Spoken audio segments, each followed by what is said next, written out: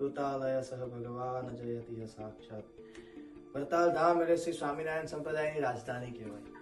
શ્રીજી મહારાજ દ્વારા જે તે પોતાના જીવનના મહત્વના કાર્યો જે કરવાના હતા તે તમામ કાર્યો વરતાલ ધામમાં મહારાજ દ્વારા કરવામાં, જેમ કે વચનામૃતનું પઠન હોય, શિક્ષાપત્રી હોય કે પછી સનાતન ધર્મગુરુની પરંપરા, એવી આચાર્ય પરંપરાનું સ્થાપન પણ વરતાલ ધામમાં કરવામાં આવ્યું।